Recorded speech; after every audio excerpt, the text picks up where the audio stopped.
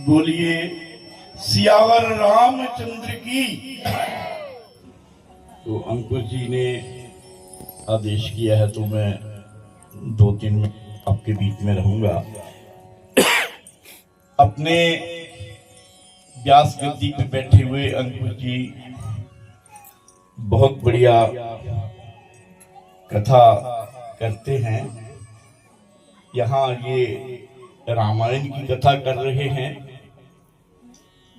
कहीं भागवत की कथा करते हैं, कहीं शिव पुराण की कथा करते हैं, लेकिन बहुत बढ़िया कथा करते हैं।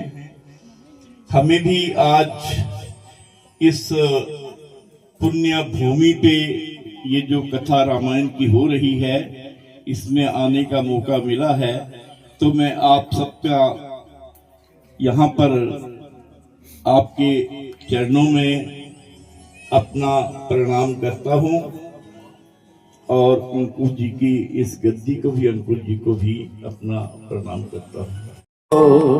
प्यार नहीं है सुर से जिसको, प्यार नहीं है सुर से जिसको, वो मूर्ख इंसान नहीं, वो मूर्ख इंसान नहीं है। प्यार नहीं है सुर से जिसको, प्यार नहीं है सुर से जिसको, वो मूर्ख इंसान नहीं है, वो मूर्ख इंसान नहीं है। प्यार नहीं है सुर से जिसको, प्यार नहीं है सुर से। कह करके वहां से चले गए और मौका पाकर के रावण भिक्षु का वेश धारण करके वहां पर पहुंचा। सीता मैया ने रावण को देखा साधु रूप में, तो मां ने प्रणाम किया। मां ने सोचा कि देखो हमारी कुटिया में पहली बार कोई संत आया। मां ने उसी समय कंद मूल फल उठाए और जाकर के कहा कि लो बाबा आप इनको। वार्तालाप करते करते रावण कहने लगा कि देखो हम बंधी हुई भिक्षा नहीं लेते हैं, अगर आपको हमें भिक्षा देनी है तो आप बाहर आओ। और सीता मैया सोचने लगी कि भैया बाहर कैसे जाऊं, क्योंकि रावण ने भांप लिया था कि मैं अंदर जा नहीं सकता। जब ये सोच लिया कि मैं अंदर जा नहीं सकता तो कहा कि आप बाहर आओ। महाराज सीता मैया ने फिर विचार किया कि मुझे साधुओं से भला क्या भय, मुझे साधु से कैसा है। और महाराज उसी समय सीता मैया लक्ष्मण पुष्प पर बैठा लिया है। सीता मैया रो रही है, तड़प रही है और रावण मैया को वहां से लेकर के चला गया। बोले सियावर रामचंद्र भगवान की। मां के आंखों में झरझर आंसू बह रहे हैं। ओ दुष्ट खड़ा रहे खबरदार, मेरे स्वामी आने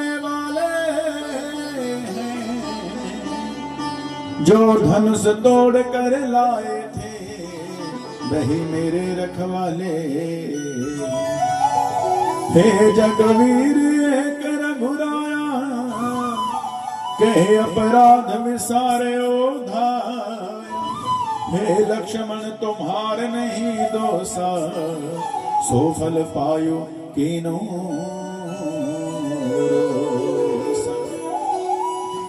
मैया सीता कहने लगे कि ओ दुष्ट रावण, तू जानता नहीं कि मेरे पति कौन है? जो धनुष तोड़ करके जिन्होंने मुझे स्वयंवर में जीता था वही मेरे पति हैं, और मेरे पति आते होंगे, मुझे छोड़ दे। पर रावण टस से मस ना हुआ। सीता मैया रोती रही, तड़पती रही, पर रावण को तरस नहीं आया। कहते हैं कि महाराज उसी समय रावण मां सीता को लेकर के जा रहा है। सीता मैया रो रही है और आगे चल करके गिद्धराज जटायु, गिद्धराज सुनियारत बाणी, रघुकुल तिलक नारी पहचानी। जटायु ने जब सुना तो जटायु समझ गया ये तो रघुकुल तिलक श्री राम जी की पत्नी है। जटायु महाराज रावण के समक्ष जाकर के खड़ा हो गया। ए रावण, छोड़ दे इसको, नहीं तो मैं तुझे जीवित नहीं छोड़ूंगा। और महाराज जटायु रावण के साथ युद्ध करने लगा है। कहते हैं जैसे ही जटायु ने प्रहार किया और रावण एक घड़ी के लिए बेसुध होकर के गिर पड़ा है। तो यहाँ पर किसी ने प्रश्न भी किया है, महाराज जब रावण बेसुध हो गया तो जटायु जी ने रावण को मारा क्यों नहीं? कहने लगे महाराज जटायु धर्म के पालक हैं, धर्म के मार्ग पर चलते हैं और धर्म पर चलने वाला व्यक्ति कभी पाप नहीं करता है। और नीति कहती है कि महाराज डरे हुए व्यक्ति को, मूर्छित व्यक्ति को कभी मारना नहीं चाहिए और इसलिए वो अपनी नीति पर खड़े रहे। ईमानदार व्यक्ति महाराज ये सोचता है कि मेरे हाथों बुरा न हो जाए और बेईमान मौके का फायदा ढूंढता है। रावण को होश आई और जटायु के महाराज उसी समय अपनी तलवार उठा करके दोनों पंख काट दिए। जब पंख काट दिए तो महाराज जटायु थर थर कांपते हुए हे राम हे राम हे राम करते हुए मूर्छित होकर के गिर पड़े। करते बिलाप जाति नभ सीता, व्याधि विवश जन मृगे सविता। गिरि पर बैठे कपि निहारी, कहे हरि नाम दीन पटनारी।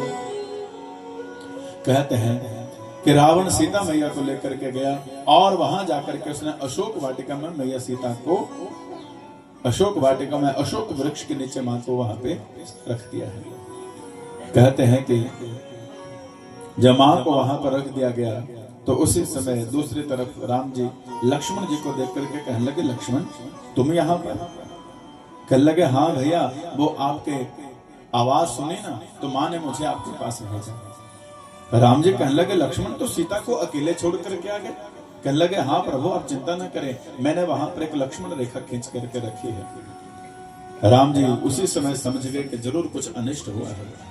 दोनों भाई भागे भागे आए, जब देखा कुटिया में तो फल गिरे हुए हैं, सीता कहीं दिख नहीं रही है और राम जी की आंखों में झरझर आंसू बहने लगे हैं। बन बन में राम भटकते हैं, मेरी प्यारी सीता कहाँ गई? बन बन में राम भटकते हैं, मेरी प्यारी सीता कहाँ गई? मेरी प्यारी सीता कहाँ गई? बन बन में राम भटकते हैं, मेरी प्यारी सीता कहाँ गई? मेरी प्यारी सीता कहाँ गई? पेड़ों और पौधों तुम ही बताओ, सीता का तुम पता लगाओ। सीता का तुम पता लगाओ। पेड़ और पौधों तुम ही बताओ, सीता का तुम पता लगाओ। सीता का तुम पता लगाओ। प्यारे फूलों में समाई गई, मेरी प्यारी सीता कहाँ गई? मेरी प्यारी सीता कहाँ गई? मेरी प्यारी सीता कहाँ गई?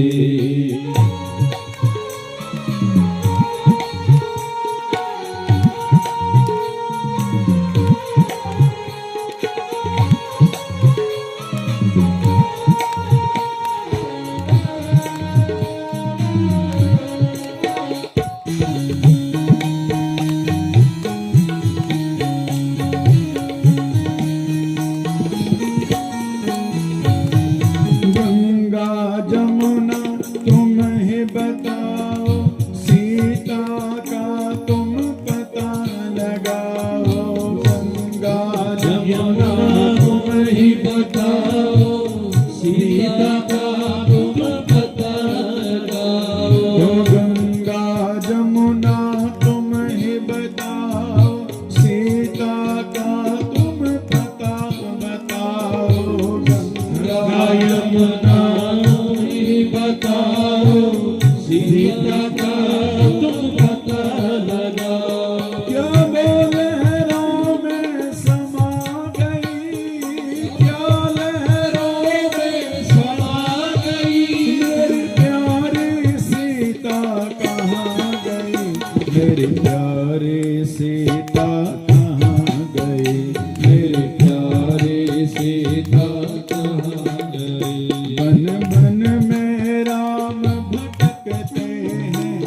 मेरे प्यारे सीता कहाँ गए, मेरे प्यारे सीता कहाँ गए।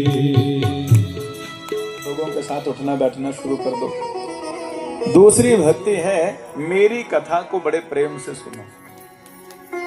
दूसरी रति मम कथा प्रसंगा। कथा सुनो तो ऐसे नहीं सुनो कि माना सिर्फ बैठना है और हम बड़े अटपटे मन से बेमने मन से बैठते हैं। हमारा जो कई तो ऐसे रहते हो, अच्छा अभी 1:15 हुआ, 1:30 बजे का टाइम है और 1:30 बजे के बाद कहीं 1:45 हो गए तब तो बीपी और हाई होने लगा। महाराज का हमारा 1:30 बजे का टाइम है, 1:45 हो रहे, सिस्टम भी कुछ होना चाहिए। पर ऐसा नहीं है, कथा 10 मिनट भी सुनो ना, पर ऐसे सुनो महाराज कि मन प्रफुल्लित हो जाए।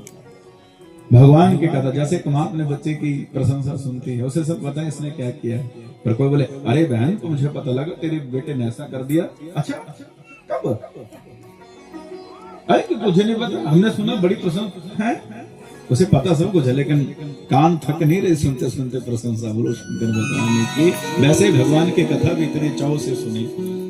गुरु पद पंकज सेवा, तीसरी भक्ति है गुरु चरण की सेवा करना। चौथी भक्ति है मम गुण गान करे कपट तजी गान। मेरा गुणगान करो छल कपट को छोड़ करके। मंत्र जाप मम दृढ़ विश्वासा, मेरे मंत्र का जाप पूरे विश्वास के साथ करो। मंत्र जपो तो पूरे विश्वास से जपो। जैसे वाल्मीकि जी ने मरा मरा मरा मरा ही जपना शुरू कर दिया, पर पूरे विश्वास से जपा। मिल गए राम। पंचम भजन सो वेद प्रकाश। पांचवी भक्ति है कि महाराज निग्रह शील स्वभाव, अधिकतर वैराग्य भाव और संत पुरुषों के धर्म में लगे रहना। छठी भक्ति है भगवान का सिमरन करना। सातवीं भक्ति है कि सब में भगवान के स्वरूप को देखना। आठवीं भक्ति है कभी किसी के दोष मत देखो। और नौवीं भक्ति है सरल भाव से भगवान पर भरोसा करके अपने जीवन को यापन करो। और भागवत में भी नवदा भक्ति का वर्णन यहाँ पर भगवान ने प्रहलाद को दिया था, और प्रहलाद को भी 9 प्रकार की भक्ति बताई थी। श्रवणम कीर्तनम विष्णु स्मरणम पाद सेवनम अर्चनम बंधनम दास्यम सख्य आत्मनिवेदनम। पहली भक्ति क्या है? पहली भक्ति है सुनना। ये जो आप बैठे हो ना, ये नंबर 1 की सबसे आसान और सबसे बढ़िया भक्ति है। दूसरी भक्ति है कीर्तन, अपनी वाणी से भगवान के नाम को गाना। तीसरी भक्ति है भगवान को याद रखना। चौथी भक्ति है पाद सेवनम, सेवा करना। कहते हैं नर सेवा, नारायण सेवा, माता पिता की सेवा, सास ससुर की सेवा, बुजुर्गों की सेवा, हाँ दीन दुखियों की सेवा, ये भी भगवान की भक्ति है। पांचवी भक्ति है अर्चनम, अपने धन से भगवान के प्रति कोई अनुष्ठान करना, ये पांचवी भक्ति है। छठी भक्ति है वंदन, भगवान की प्रार्थना करना। सातवीं भक्ति है दास्यम, अपने आप को भगवान का दास मानना। आठवीं भक्ति है सख्य, भगवान से संबंध जोड़ना। भगवान कहते हैं मुझे तो भगवान समझ करके मत पूज, मुझे पूजना है तो मुझे कुछ समझ करके, मतलब अपना समझ करके मान। भगवान को समझ, भगवान को सोच, और भगवान को समझेगा तो कृपा होगी। बोलो सियावर रामचंद्र भगवान की। हम लोग तो भगवान को भी पत्थर समझते हैं। जैसे आपको सुनाओ, एक बार एक व्यक्ति ना भगवान की बड़ी पूजा करता था। कहते हैं कि जब भगवान की बड़ी पूजा करता था तो उसकी ना आर्थिक परिस्थिति सुधर नहीं रही थी। चला गया पंडित जी के पास, कहने लगे पंडित जी बहुत पूजा करता हूँ, बहुत भक्ति करता हूँ, पर आर्थिक परिस्थिति नहीं सुधर रही। पंडित जी ने कहा पूजा किसकी करता है? कहने लगे विष्णु भगवान की। कहने लगे अरे मूर्ख, लक्ष्मी माँ की कर, कृपा तो लक्ष्मी माँ करेगी। उसने सोचा अच्छा तभी गड़बड़ हो रही है। उसने क्या किया कि मैया लक्ष्मी की फोटो, वो मूर्ति लेकर के आया और भगवान की मूर्ति उठा करके सलफ पे रख दी और नीचे वहां पर लक्ष्मी माँ को स्थापित कर दिया। अब हो गए 2-3 साल पूजा करते, पर परिस्थिति फिर भी ना सुधरे। अब वो बड़ा परेशान। उसने सोचा भैया अब इतना समय हो गया लक्ष्मी माँ की पूजा करते करते, पर अभी भी कृपा नहीं हुई। विचार करने लगा ये कमी कहाँ रह रही है। फिर वो ऐसे सोच ही रहा था, पर उसने क्या देखा कि जो उसने धूप जोत नीचे जलवाई थी ना, धुआं धूप का, वो सीधा ऊपर जा रहा है और ऊपर भगवान की जो मूर्ति थी ना उसके ऊपर सारा धुआं जा रहा है। और वो कहने लगा अच्छा तभी मैं सोचूं माँ लक्ष्मी कृपा क्यों नहीं कर रही, क्योंकि धूप जलाता हूं माँ के लिए और आनंद लेते हैं ऊपर बैठे भगवान। और उसने पता क्या किया, रुई ली और मूर्ति की नाक में ठूसने लगा। रुई मूर्ति की नाक में ठूसने लगा। अब लो आप इसका आनंद। और उसी समय भगवान प्रकट हो गए। भगवान कहने लगे मैं तुमसे प्रसन्न हुआ। कहने लगे वाह, इतने वर्षों तक आपकी पूजा करता रहा, आप प्रसन्न नहीं हुए, और आज नाक में रुई क्या ढूसी आप प्रसन्न हो गए। भगवान कहने लगे बेटा, आज तक तो मुझे पत्थर बन करके पूछता रहा, लेकिन आज तुझे पहली बार एहसास हुआ कि मैं जिंदा हूं। बोलो वांके की। और जब भगवान को विश्वास से समझोगे तो कृपा भी तो तभी होगी ना। तो इस तरह से महाराज ये अपने आप को भगवान से जोड़ो। माता पिता भाई बंधु सखा वो हमारा है, गोपाल नाम प्यारा है, गोविंद नाम प्यारा है। और नौवीं भक्ति है आत्मनिवेदनम, आत्म समर्पण। भगवान ने कहा कि सबरी तू मेरे सच्ची भक्त है। सबरे तो सच्ची भक्त बनी, भक्तों का बड़ा झमेला है। मुनियों से ऊंची गति पाई, या झूठा जगत झमेला है। कहने लगे कि सबरे तू सबसे बड़ी सच्ची भक्त है।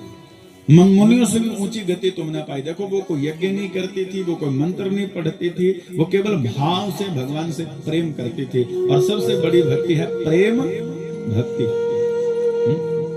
भगवान से प्यार करो। कैसे? जैसे एक पत्नी अपने पति से करती है, एक माँ अपने बच्चे से करती है, एक भाई अपने भाई से करता है, एक पिता अपने पुत्र से करता है, वैसे एक साधक परमात्मा से प्रेम करे।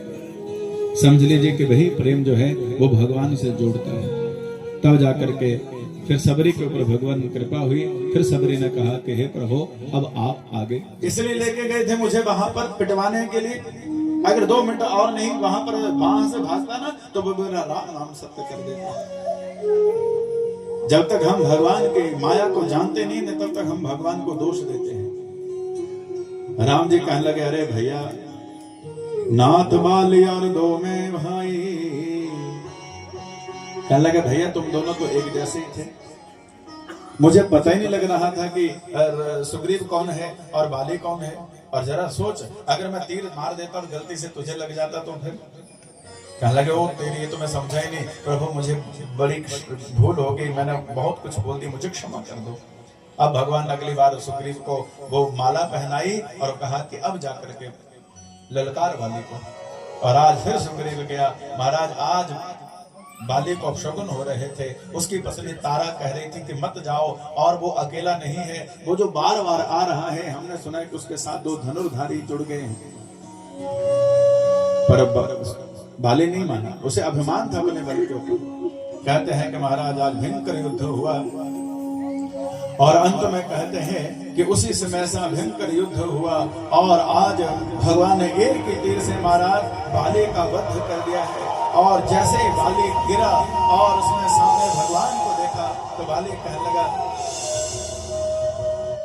मैं कि हे महाराज आपने मुझे छुप करके क्यों मारा। मैं बैरी सुग्रीव प्यारा अवगुण कथन नाव कारण नाथ मोहि मारा। मुझे बताओ आपने मुझे छुप करके क्यों मारा। अरे आप मुझे कहते एक झटके में मैं सीता को वहां से लेकर के आता। अरे जिस रावण ने सीता का अपहरण किया है 6 महीने मैंने कांख में दबा करके रखा था उसे। आप तो धर्म की रक्षा करने के लिए आए हैं तो मुझे अधर्म से क्यों मारा, छुप के क्यों मारा। देखिए आपको एक बात कहूं, जब गलती हमारी होती है तो हमारे जैसा कोई वकील नहीं होता, और जब गलती दूसरे की होती है तो हमारे जैसा कोई जज नहीं होता। बोलो शंकर भगवान की। गलती को दूसरा करे तो हम लोग क्या बोलते हैं, इसको ये सजा मिलनी चाहिए, इसके साथ ऐसा होना चाहिए। और जब खुद की गलती होती है तो पता क्या बोलते हैं, मैंने ऐसे थोड़ी ना कहा था। फिर हम लोग अपनी जिरह खुद ही करने लगते हैं। आज वाली तड़फ रहा है। अंत में भगवान ने कहा कि तू कहता है कि तूने कोई गलत काम नहीं किया। अरे मूर्ख, भाई की प्रॉपर्टी के ऊपर कब्जा कर लिया, अपने भाई की पत्नी को तूने अपने पास बलपूर्वक रख लिया। क्या तू ये नहीं जानता, अनुज बधु भगनी सुतनारे, सुन सठ कन्या सम ए चारे, इन्हीं को दृष्टि बिलो के जोई, ताकि बंधे कुछ पाप न होए।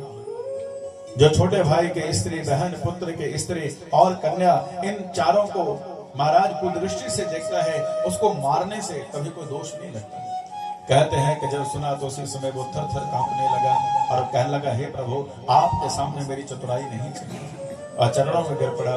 महाराज भगवान से क्षमा मांगी है। भगवान ने कहा, बाली तुझे ठीक कर दूं? बाली कहने लगा कि ना प्रभु, अब मुझे ठीक नहीं होगी, अब मुझे अपने चरणों में स्थान दो। और अंगद को राम जी के चरणों में समर्पित कर दिया कि आज से मैं अपने पुत्र को आपके शरण में रखता हूं। कहते हैं कि बाली मरा तो भगवान ने फिर तारा को ज्ञान दिया, सुग्रीव को राजगद्दी पर बैठा दिया। भगवान कहने लगे कि भाई अब तुम अपनी व्यवस्था देखो, और फिर अब मैंने तुम्हारा काम कर दिया, अब तुम मेरा काम करना। 4 महीने हो गए, सुग्रीव महाराज राजपाट पाकर के भूल चुका है कि मैंने कोई वादा भगवान से किया था। और आज राम जी ने लक्ष्मण जी से कहा कि लक्ष्मण, सच किसी ने कहा है कि जब व्यक्ति के पास संपत्ति आ जाती है तो महाराज उसका दिमाग खराब हो जाता है। जब तक मनुष्य कंगाल रहे तब तक उत्पात नहीं करता, जब वही धनी हो जाता है तो मुंह से बात नहीं करता। धिक है ऐसी प्रभुताई पर जो दुर्जन को कर दे सज्जन, लानत है ऐसे चांदी पर जो मिट्टी को कर दे जीवन। कहने लगे कि महाराज बोले जा करके, और लक्ष्मण जी गए, महाराज ऐसे गरजे। सुग्रीव आकर के राम जी के चरणों में गिर पड़ा, हे प्रभु, मुझसे बहुत बड़ा अपराध हो गया, मुझे क्षमा कर दीजिए। और भगवान के चरणों में गिर करके कहा, प्रभु अब आप चिंता न करें, और अपने सब बानरों को मारा, चारों दिशाओं में भेजा, और दक्षिण दिशा की तरफ जो सबसे योग्य बानर भेजा गया। कहते हैं कि वहां पर सुग्रीव ने हनुमान जी, अंगद, जामवंत, नल, नील, ये जितने भी योग्य बानर थे ना, इनको दक्षिण दिशा में भेजा। सारे बानर चल पड़े, लक्ष्मण जी और राम जी खड़े हैं, और हनुमान जी फिर पीछे आकर के कहने लगे, हे प्रभु, आप मुझे अपने कोई निशानी दीजिए, वहां को जाकर के मैं कैसे विश्वास दिलवाऊंगा कि हम आपके दूत हैं। तो राम जी ने अपनी अंगूठी हनुमान जी को दी, और राम जी ने कहा कि हनुमान, सच में तुम बल बुद्धि के दाता हो, तुम बल में भी बहुत अग्रणी हो। और इस तरह से हनुमान जी वहां से चल पड़े, समुद्र किनारे पहुंचे तो संपाति बानरों को देख करके खाने का विचार करने लगा। अंगद ने राम कथा सुनाई, जटायु की कथा सुनाई, और जटायु की बात सुनी तो संपाति कहने लगा, तुम कैसे जानते हो जटायु को? तो उन्होंने फिर सारी बात बताई कि कैसे जटायु राम जी की सेवा में अपने शरीर को समर्पित कर देता है।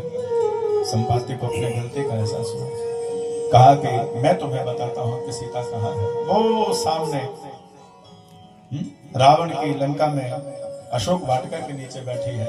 सारे लगे देख रहे, कहाँ कहाँ कहाँ, तुम्हें नहीं दिखेगी, 100 योजन पार है। गिद्ध की दृष्टि सबसे तेज होती है।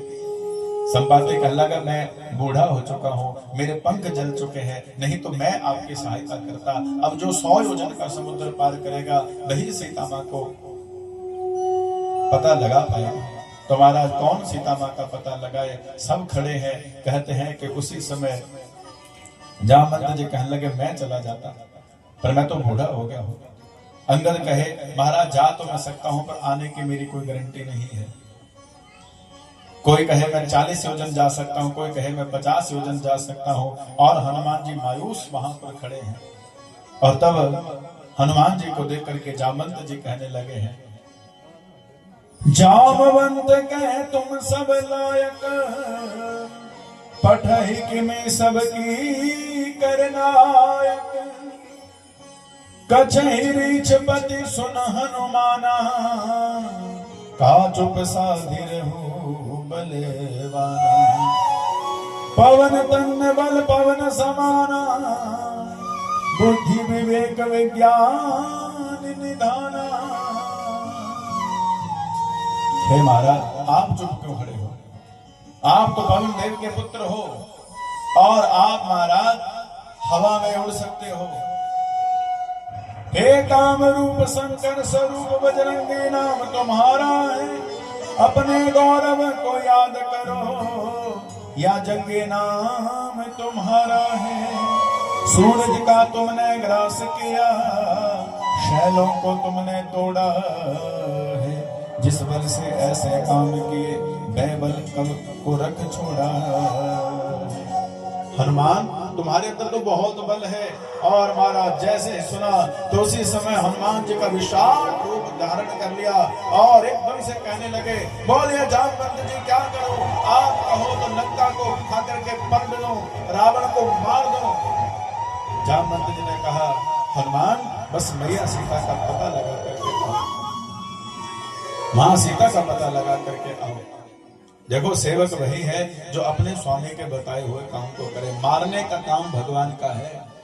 और उसी समय हनुमान जी ने मारा, एक पर्वत पर चढ़े हैं और वहां से जैसे छलांग लगाई, जय श्री राम कह करके हनुमान जी उड़ने लगे। और महाराज जिस पत्थर से हनुमान जी ने छलांग लगाई ना, वो पाताल में जाकर के पहुंच गया। राक्षस थर कांपने लगे। आगे कथा आती है कि हनुमान जी के रास्ते पर मैनाक पर्वत आकर के खड़ा हुआ है। सोने का पर्वत है। हनुमान जी की परीक्षा लेने के लिए जा रहा है, क्योंकि उन्होंने सोचा भैया हनुमान जी जहां जा रहे हैं वहां सोने की लंका है और सोना देख करके किसी का भी दिमाग खराब हो सकता है। कई बड़े बड़े अफसर महाराज जब किसी बेईमान व्यक्ति को पकड़ने जाते हैं तो बेईमान व्यक्ति कहता है, ये महाराज जो मन करिए अंदर आइए। और वो जब सारा माल दिखाता है और कुछ माल उनको दे देता है तो वो बेईमान अफसर भी अपना हिस्सा लेकर के चुपचाप वहां पर चला जाता है। तो कहीं ऐसा ना हो कि हनुमान जी के भी सोने की लंका में जाकर के मन परिवर्तित हो जाए। तो मैनाक पर्वत गया और हनुमान जी के समक्ष जाकर के खड़ा हो गया। सोने का पहाड़ है और हनुमान जी के समक्ष जाकर के खड़ा हुआ और हनुमान जी से कहा, आइए विश्राम कर लीजिए। हनुमान जी कहने लगे, राम काज जब तक ना कर लूं तब तक मैं विश्राम नहीं कर सकता। प्रणाम किया और सोने का वो पर्वत जो था वो हनुमान जी को आशीर्वाद दे करके फिर वहां से चला गया। आगे गए तो सुरसा नाम की एक राक्षसी, सुरसा जो कि नागों की माता है, हनुमान जी को देख करके कहने लगे, देवताओं ने मेरे लिए भोजन भेज दिया। हनुमान जी कहने लगे, मां मैं सीता मां का पता लगाने जा रहा हूं, पता लगा के आऊंगा तो मुझे खा लेना। कहने लगे, अच्छा मुझे मूर्ख समझता है, जाकर के तो कब आएगा, मैं तुझे अभी खाऊंगी। बहुत समझाया, जब नहीं समझी तो हनुमान जी ने कहा, खा लो। और सुरसा का जितना मुंह था ना उससे दुगना हनुमान जी ने अपना स्वरूप बना लिया। मतलब 1 योजन का उसका मुख था और हनुमान जी 2 योजन के हो गए। सुरसा ने 4 योजन का मुख खोला और हनुमान जी 8 योजन के हो गए। सुरसा 16 योजन का मुंह खोल के बैठ गई। हनुमान जी 32 योजन के हो गए। सुरसा 64 योजन की हो गई। हनुमान जी ने सोचा, भैया अम्मा तो कंपटीशन लड़ रही है, मैं जितना बड़ा हो रहा हूं ये उतना ही मुंह खोल रही है, मुझे तो अपना काम करना है, मुझे इसके साथ कंपटीशन नहीं करना। और जीवन में याद रखे, आज हम लोग दुखी हैं तो कंपटीशन की वजह से। किसी ने इतनी बड़ी कोठी बना ली तो हम उससे बड़ी बनाएंगे, किसी ने इतना कर लिया तो मैं उससे ज्यादा करूंगा। फिर परेशानी है। बनाना आसान है, मेंटेन करना बड़ा मुश्किल है। बोलो शंकर भगवान की। जैसे एक बार ना एक बहुत बड़ा रेस्टोरेंट था, बहुत बड़ी दुकान, और सामने एक छोटी सी दुकान थी। और हमारा छोटी सी दुकान में उसने लिखा है कि देसी घी 500 रुपए किलो। और रेस्टोरेंट में लिखा था महाराज उस बड़ी सी मॉल में देसी घी 700 रुपए किलो। कंपटीशन इतना। अब महाराज उन्होंने कर दिया देसी घी 450 रुपए किलो और दुकान वाले ने लिख दिया 350। अब महाराज उन्होंने सोचा ये तो 350 में दे रहा, उन्होंने कर दिया 300, उसने कर दिया 250, उन्होंने कर दिया 200।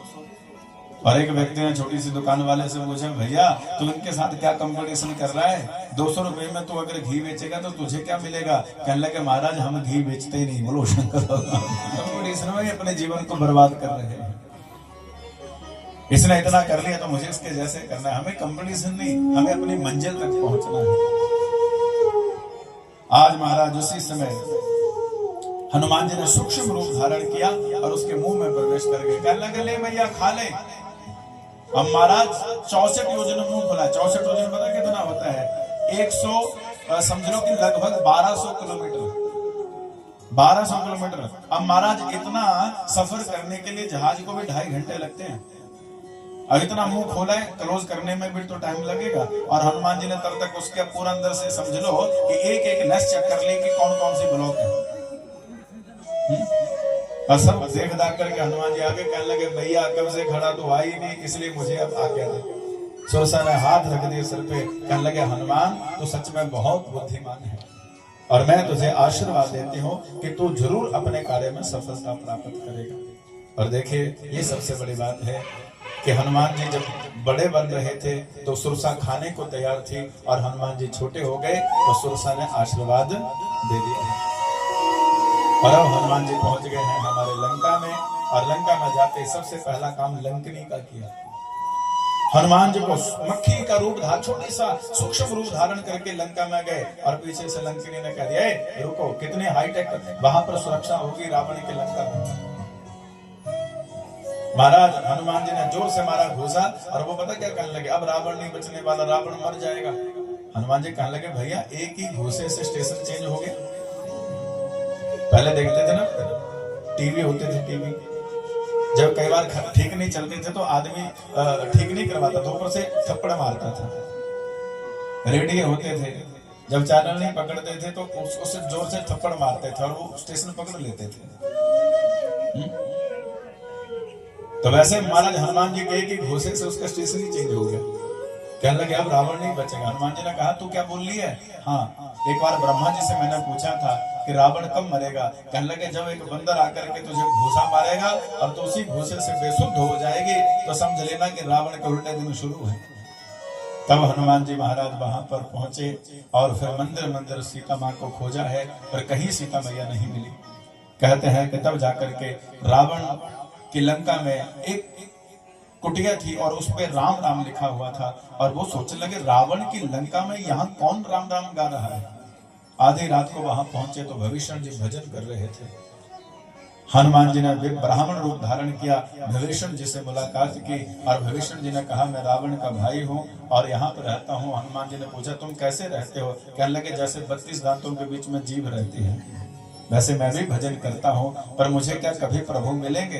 हनुमान जी कहने लगे अरे भैया हम बंदर हैं और बंदरों का मुंह कोई देख ले तो पूरा दिन रोटी ना मिले, लेकिन फिर भी हमें राम जी मिले हैं तो तुम्हें क्यों नहीं मिलेंगे?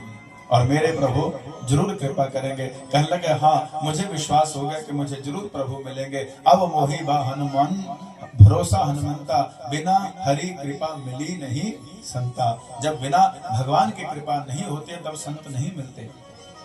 दोनों की भेंट हुई है और फिर हनुमान जी ने क्या किया ये मैं आपको कल सुनाऊंगा। बोलो श्याम रामचंद्र भगवान की।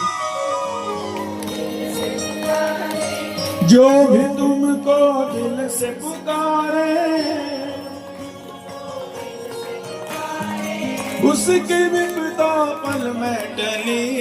जय जय जय बजरंग बली।